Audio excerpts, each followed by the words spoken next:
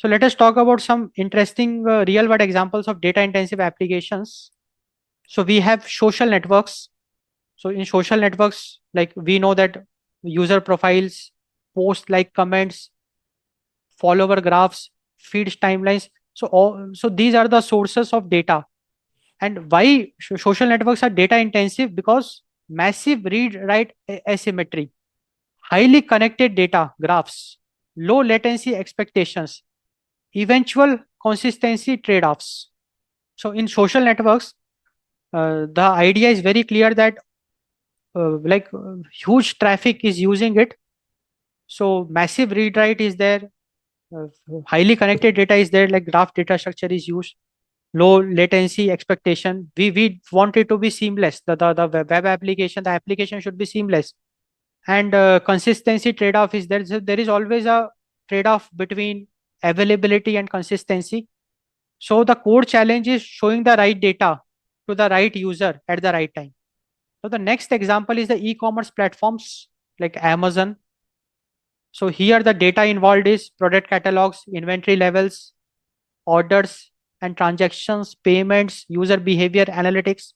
And why data dominates, why it's data intensive? See here, inventory correctness is very important because it is equal to money. Transactions must be durable.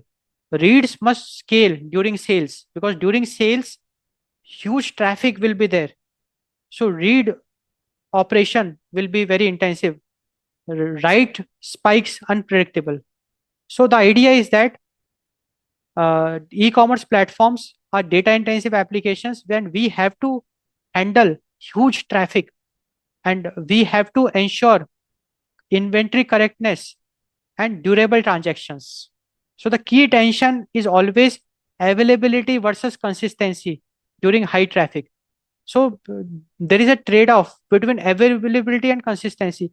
Availability says that if the data is not up to the date, if the data is not the latest, then also it's fine.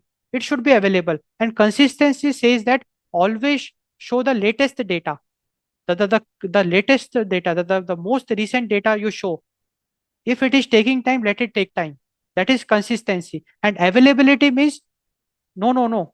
Time is important. Show me the data. If it is old, also like slightly old, totally fine. That is availability. So in e-commerce, there is always a tussle between availability and consistency, and that too during high traffic.